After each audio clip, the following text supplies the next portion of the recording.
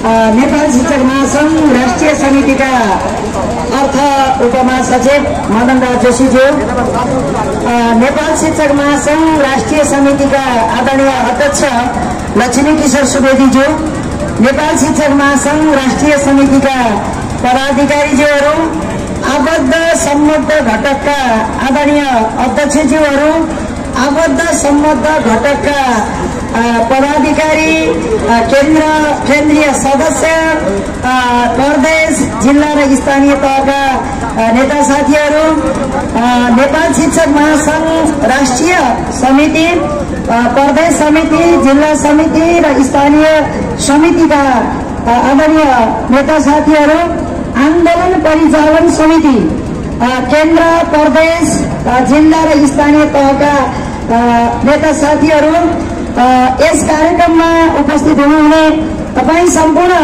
शिक्षक कर्मचारी मित्रहरू, पत्रकारज्यूहरू, सुरक्षाकर्मीज्यूहरू, सबैमा नेपाल शिक्षक महासंघ राष्ट्रिय समितिको तर्फबाट र मेरो आन्दोलन परिचालन समितिको तर्फबाट यहाँहरूलाई आज 14औं दिनको म हार्दिक नमस्कार टक्राउन चाहन्छु।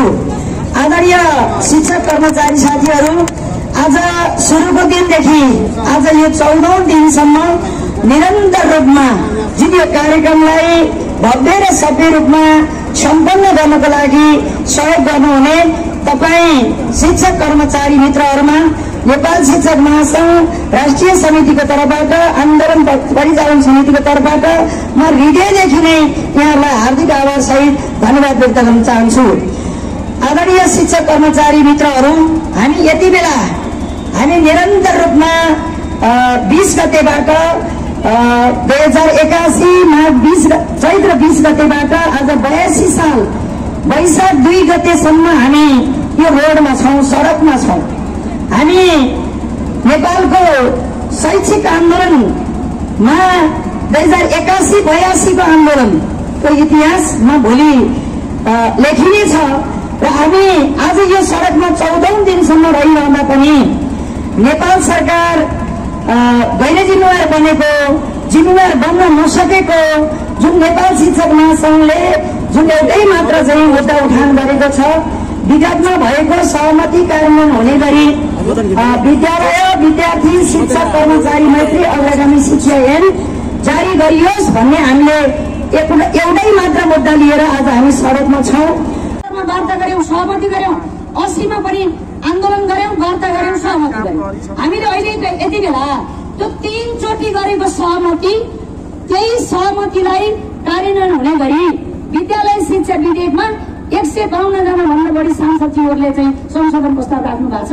त्यो संशोधन प्रस्ताव सम्बोधन हुने गरी अहिले विषयगत समितिको पनि उपसमितिमा छलफल चलिरहेको छ। त्यो हामीसँग भएका सहमतिहरू पूर्ण रूपमा त्यहाँ चाहिँ सम्बोधन हुने गरी शिक्षा विधेयकमा आउनु पर्यो र त्यसपछि त्यो शिक्षा विधेयक संसदको कुन चाहिँ आधारबाट चाहिँ पारित गर्नु हो नेपाल सरकारले गरिदिनु पर्यो र हामी यति बेला हामीले भनिरहेका छौं, हामी हिजो विगतमा भएका सहमतिहरू कार्यान्वयन हुने गरी विद्यालय शिक्षा विधेयक जारी गर्नको लागि हामी आन्दोलनमा उभिएका हौं र हाम्रो लक्ष्य हो त्यो लक्ष्य पूरा नगरिकन हामी के गर्दैनौं त भन्दा आन्दोलन रोक्दैनौं र हामी ऐन जारी भएपछि आन्दोलन रोक्छौं। यो कुरा चाहिँ नेपाल सरकारले स्पष्टसँग बुझ्नु पर्यो। उहाँहरूले हामीलाई थकाएर रित्तै घर पठाउन खोज्नु भएको छ। खबरदार, शिक्षक कर्मचारीहरू कहिले पनि थाक्ने छैन। हामी थाक्दैनौं, थाकेका छैनौं, भोलि पनि थाक्दैनौं। आज 14औं दिनमा छौं, हामी 28 दिनसम्म आन्दोलन गर्न तयार छौं। त्यसैले अब नेपाल सरकारले के गर्नु पर्यो भने हामीले हिजो मात्रै बैठक बसेर, नेपाल शिक्षक महासंघको बैठक बसेर हामीले 12 कक्षाको जुन परीक्षा छ राष्ट्रिय परीक्षा बोर्डले लिने वैशाख 11 गतेबाट, त्यसमा हामी शिक्षकहरूको तर्फबाट हामी केन्द्राध्यक्ष बन्दैनौं, निरीक्षक बन्दैनौं भनेका छौं र हामीले विद्यालयलाई ठप्प बन्द गरेर सबै शिक्षक कर्मचारीहरूलाई काठमाडौँ आउनको लागि आह्वान गरेका छौं र हामीले सम्पूर्ण विद्यालयका आदरणीय प्रधानाध्यापकज्यूहरूलाई तपाईहरूले आफ्ना शिक्षकहरूलाई आफ्ना स्टाफको हाजिरी माइती घर मण्डलमा गरिदिनुहोस् भनेका छौं। त्यसपछि हामीले यो निजी विद्यालय, व्यावसायिक क्याप्समलाई पनि हामीले अनुरोध गरेका छौँ। यो आम शिक्षक कर्मचारीहरूको आन्दोलनलाई तपाईहरूले सहयोग गरिदिनुहोस् र विद्यालयहरू संस्थागत विद्यालयहरूमा पनि जुन गतिविधि छ शैक्षिक गतिविधि त्यो पनि बन्द गरिदिनुहोस् भन्ने तरिकाले पनि हामीले अनुरोध गरेका छौँ। त्यसैले अब नेपाल सरकारका सम्पूर्ण शैक्षिक संस्थाहरू बन्द हुनेछन्, हामी सडकमा हुनेछौँ र हामीलाई धेरै मिडियाहरूले प्रश्न गर्नुभएको छ। विद्यार्थी अब अहिले भर्नाको बेला छ, तपाईँहरू विद्यार्थीप्रति जिम्मेवार हुनुहुन्न भन्ने पनि हामीलाई प्रश्न गर्नुभएको छ। यो विद्यार्थीप्रति अभिभावकप्रति जिम्मेवार बन्ने भनेकै शिक्षक हो, हामी जिम्मेवार बनेकै हो।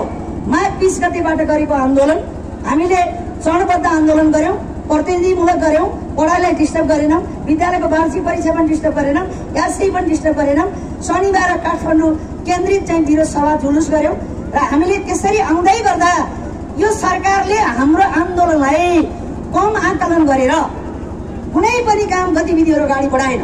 माघ 20 गतेबाट आजसम्म आउँदा 2.5 महिनाको बिचमा यदि सरासर काम गरेको भए त्यो उपसमिति बनाइदिनको लागि हामीले पहिले नै अनुरोध गरेका थियौँ। हाम्रो आन्दोलनकै बिचमा चैत 8 गते उपसमिति बनाएको छ, उपसमितिले 19 गतेबाट काम सुरु गरेको छ। त्यसैले हामीले नेपाल सरकारसँग के आग्रह गर्न चाहन्छौँ भने उपसमितिको बाँकी काम छिटोभन्दा छिटो पुरा गरियोस् र त्यस पछाडि नेपाल सरकारले कुन चाहिँ माध्यमबाट त्यो विद्यालय शिक्षा ऐन जारी गर्ने हो त्यो गरियोस् र शिक्षकहरूलाई यहाँ भण्डाएर अहिले के भनिएको छ भने वार्तामा जाने टिमले राहतको मुद्दा छोडिदियो अरे, ईसीडीको मुद्दा छोडिदियो अरे, विद्यालय कर्मचारीको मुद्दा छोड्यो अरे, यस्ता किसिमका चाहिँ लान्छना लगाइएको छ। मैले अहिले भने ती मुद्दाहरूमा हाम्रो दोहोरो छलफल भएको छैन। शिक्षा मन्त्रालयले रेडिमेड ल्याएर हामीलाई चाहिँ कहीँ कतै हस्ताक्षर गरेर चाहिँ फेरि त्यो मिडिया मार्फत महासङ्घले वार्ता सम्पन्न भयो भनेर चाहिँ जुन एउटा प्रचारवादी गर्न खोज्नु भएको थियो, हामी सचेत छौँ। हामी 75बाट 78बाट आजसम्म आउँदा नेपाल सरकारले झुक्क्यायो, हामीले धेरै अनुभूति गरेका छौँ। यो झुक्क्याउँदा झुकिँदा हाम्रो कपाल फुलिसकेको छ। अब हामी कसैले झुकिँदैनौँ। त्यसैले अब नेपाल सरकारले छिटोभन्दा छिटो काम गरोस् र हाम्रो यो लक्ष्य छ हाम्रो विद्यालय शिक्षा ऐन जारी नभएसम्म हामी सडक छोड्दैनौँ। अब विद्यालय अब भर्ना पढाइ त्यसको सबै जिम्मेवारी नेपाल सरकारले लिनु। म यति कुरा भन्दै फेरि पनि यो आज 14औं दिनसम्म यो कार्यक्रमलाई सम्पन्न गर्नको लागि जो सहयोग गर्नुहुने मैले यहाँ जो रचनाकार हुनुहुन्छ, गीतकार हुनुहुन्छ, कविहरू हुनुहुन्छ, यहाँहरू सबैलाई म हार्दिक आभार सहित धन्यवाद व्यक्त गर्न चाहन्छु। र आन्दोलनलाई सम्पन्न गर्नको लागि यहाँ काठमाडौँ, ललितपुर, भक्तपुरका धेरै विद्यालय परिवारबाट हामीलाई सहयोग प्राप्त भएको छ, विभिन्न जिल्लाबाट प्राप्त भएको छ। यी सहयोगी मनहरूप्रति पनि म हार्दिक आभार सहित धन्यवाद व्यक्त गर्न चाहन्छु। र हाम्रो नित्य कर्म छ यो सरसफाइमा पनि सबै शिक्षक साथीहरूलाई दिनको लागि म आग्रह गर्दै फेरि पनि सम्पूर्ण शिक्षक कर्मचारी मित्रहरू, पत्रकारज्यूहरू, सुरक्षाकर्मीज्यूहरू सबैमा हार्दिक आभार सहित धन्यवाद व्यक्त गर्दै आजको कार्यक्रम यही समापन भएको घोषणा गर्छु। धन्यवाद, नमस्कार। भोलि हामी तोकिएकै समयमा 12 बजे माइती घर मण्डलमा हुन्छौँ। अरू बाँकी फेरि थप केही आएछ भने हामी तपाईँहरूलाई फेरि सन्देश पनि गर्नेछौँ। र यो सरसफाइको लागि ध्यान दिन सबैमा मैले अनुरोध गरेँ। धन्यवाद। एउटा चाबी मलाई लाग्छ यो भाइको चाबी, स्कुटीको चाबी